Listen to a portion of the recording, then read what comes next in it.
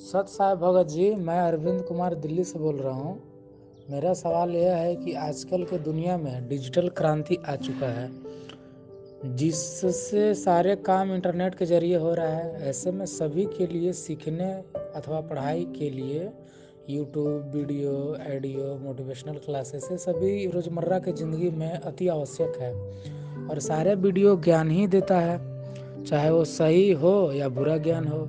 और सिर्फ film, serial और वीडियो में ही गलत चीज़ें नहीं दिखाई या सुनाई जाती है, अपितु आज के सारे समाज में आंखों और कानों के सामने अश्लीलता, मारपीट, क्राइम, संभोग का दृश्य फैल चुका है। तो ऐसे में हम सभी चीज़ों से दूर नहीं रह सकते, और रह भी गए तो सही मामले में दुनिया के साथ कदम से कदम मिलाकर नहीं चल पाएंगे।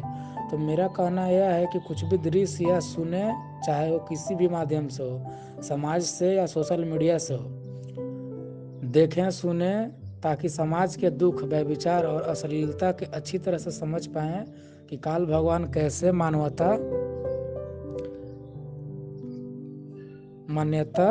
विद्या रखा है, हम सतलोक कैसे जा पाएंगे। तो हमारे ख्याल से किसी भी दृश्य या वीडियो देखने या सुनने से बुराई नहीं है, यदि अपने ऊपर बस हो तो। बस गलत चीज़ों को कभी अपनाना या पालन नहीं करना है, सिर्फ अच्छे चीज़ों को पालन करना है, क्योंकि जहर खाने से आदमी मरता है, छूने या देखने से नहीं। तो वीडियो, सीरियल देखने से बुराई नहीं है, यदि भगत को अपने ऊपर बस या कॉन्फिडेंस हो तो वो देखें सुने, गलत चीज़ों को पालन नहीं करें। तो यह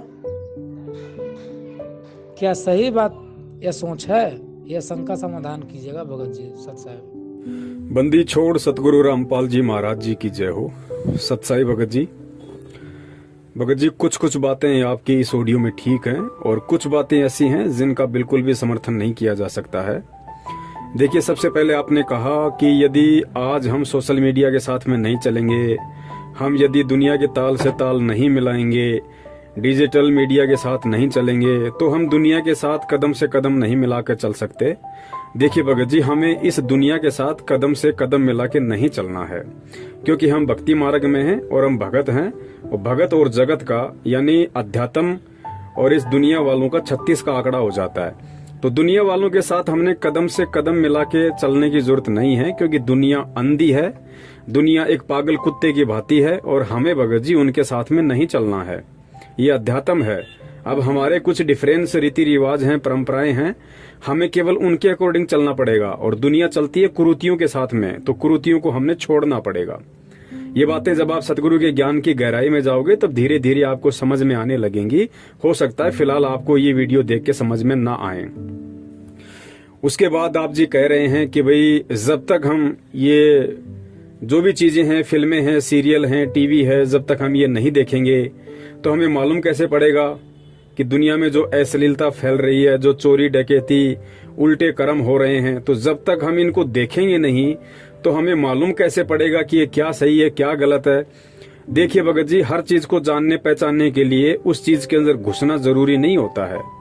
अब कोई व्यक्ति आपको समझाए, या गुरुदेव जैसे सन 1994 से समझा रहे हैं कि भाई शराब नहीं पीनी चाहिए, शराब बहुत गंदी चीज है, शराब पीने से लीवर, फेफड़े खराब हो जाते हैं, बुढ़ापे में बहुत सारे रोग शुरू हो जाते हैं, और शराब हमारे पूरे शरीर को इफेक्ट करती है और भक्ति मार्ग में सबसे बड़ी बाधा है।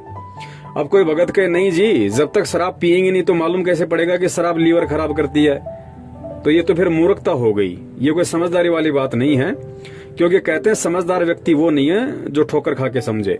समझदार व्यक्ति वो होता है जो दूसरों की ठोकर से समझ जाए कि अगर इस रास्ते जाऊंगा तो मैं भी आज नहीं तो कल अपना अंगूठा फुड़वा ही लूंगा।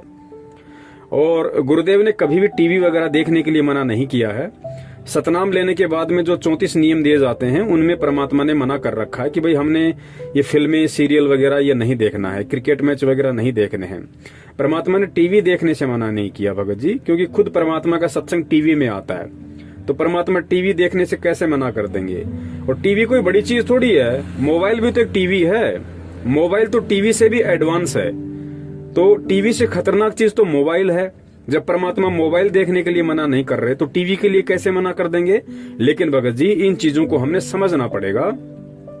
चाहे टीवी हो, चाहे मोबाइल हो, हमने इनमें केवल उन्हीं चीजों को देखना है जो चीजें हमें कोई शिक्षा दें, और वो भी कौन सी? भक्ति मार्ग की।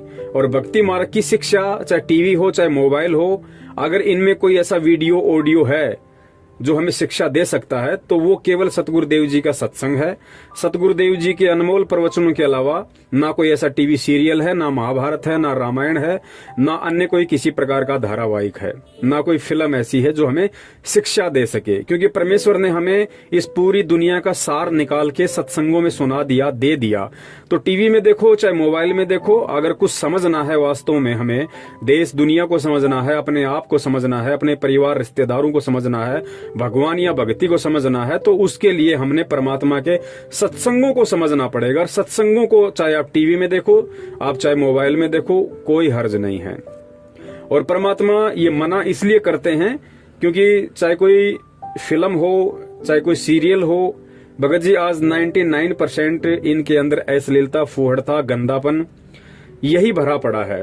और 1-2% यदि कोई ऐसी फिल्में या धारावाहिक हैं जिनमें अश्लीलता और फूहड़ता नहीं है, तो भी उनको देखने से कोई फायदा नहीं है, क्योंकि उनमें वही घिसी पिटी कहानियां, वही काल्पनिक बातें, जोड़ तोड़ करके बनाई गई बातें, तो उन चीजों का कोई महत्व नहीं है। वो चाहे कितना अच्छा सीरियल हो, चाहे वो भारतीय संस्कृति के ऊपर हो, चाहे उसमें बेटा अपने बाप के पैर छूता हो या औरत पूरे कपड़ों में रहती हो, मतलब उस टीवी सीरियल में चाहे कितने ही अच्छे अच्छे संस्कार दिए जा रहे हों, वो भी हमने नहीं देखना है। क्यों नहीं देखना है? क्योंकि वो केवल दिखाने तक सीमित हैं। लेकिन जो रोल उस टीवी सीरियल में जो माँ कर रही है, जो बाप कर रहा है, जो बेटा कर रहा है, यानी जितने भी पात्र उस अच्छे सीरियल में रोल कर रहे हैं, वो भगत जी अपनी रियल लाइफ में वैसे नहीं है, जैसा वो दुनिया को मूर्ख बनाने के लिए उसमें एक आदर्श व्यक्ति की भूमिका में रोल करते हैं। तो फिर गुरुदेव की वाणी है कि करनी तज कथनी कथ है, अज्ञानी दिन रात और कुत्ते ज्यों भौंकत फिरे, सुनी सुनाई बात। जो व्यक्ति वास्तविक जीवन में शराब पीता है, मांस खाता है, और वो रामायण में राम का किरदार कर रहा है, श्री कृष्ण जी के सीरियल में श्री कृष्ण जी का या सुदामा जी का चरित्र कर रहा है, रोल कर रहा है, तो उस व्यक्ति के द्वारा किया गया वो रोल समाज को प्रभावित नहीं कर सकता, वो लोगों के दिलों में जगह नहीं बना सकता, वो देश दुनिया को नहीं बदल सकता। क्यों नहीं बदल सकता? क्योंकि खुद वास्तविक जिंदगी में वो व्यक्ति वैसा नहीं है जैसा वो रोल कर रहा है। तो जो व्यक्ति जैसा नहीं है, जैसा वो रोल कर रहा है, तो उसके द्वारा किए गए रोल से सामने वाले पे कोई असर नहीं पड़ेगा। ये बात गुरुदेव ने अध्यात्म में समझाई हमें, क्योंकि उसके शब्दों का कोई असर नहीं होगा, क्योंकि वो करनी तज के खाली कथनी कथ रहा है, वो अज्ञानी की श्रेणी में है और वो कुत्ते की तरह काम कर रहा है। कुत्ते ज्यों भौंकत फिरे, सुनी सुनाई बात।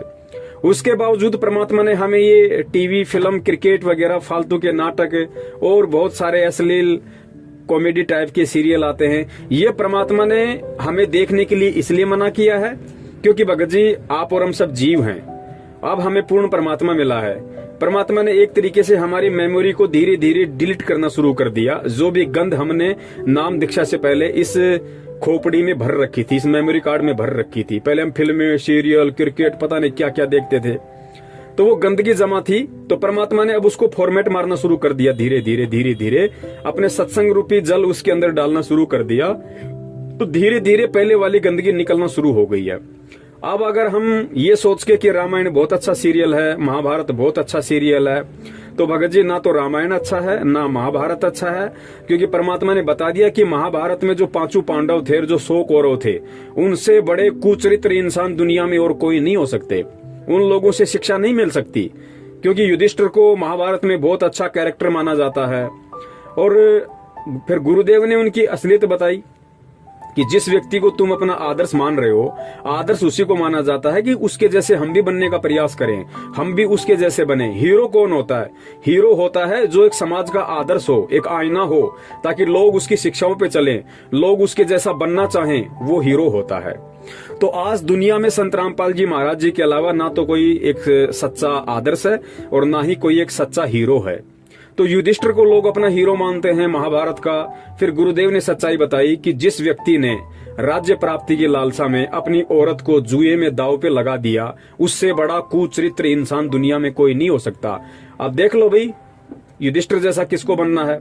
अगर युधिष्ठिर जैसा बनना है तो फिर कभी न कभी अपनी औरत को या माँ बहन बेटियों को दांव पे लगाना पड़ेगा भाई। फिर परमात्मा ने रामायण का बताया कि लोग रामायण इसलिए देखते हैं ताकि हमारे बच्चों में संस्कार आए, हमारे बच्चे राम जैसे बने, मर्यादा पुरुषोत्तम बने। तो गुरुदेव ने बताया कि भाई राम का जीवन देख लो, राम कौन सा मर्यादा पुरुषोत्तम था। सीता जी की अग्नि परीक्षा लेने के बाद भी कि सीता जी बिल्कुल निष्कलंक है, गंगा की तरह पवित्र है, इसने कभी रावण के विषय में सोचा भी नहीं, संपर्क करना तो बहुत दूर की बात रहा। परीक्षा लेने के बाद भी एक आम व्यक्ति के कहने पे और अपनी गर्भवती पत्नी को घर से बाहर निकाल दिया, बेचारी को अकेली जंगल में भटकने के लिए छोड़ दिया। वो तो परमात्मा की दया थी उस पे, कबीर साहिब की दया थी सीता जी पे, उसके पिछले भक्ति संस्कार थे, जो उसको एक ऋषि मिल गया, अपनी झोपड़ी में ले गया, उसको अपनी बेटी की तरह पाला।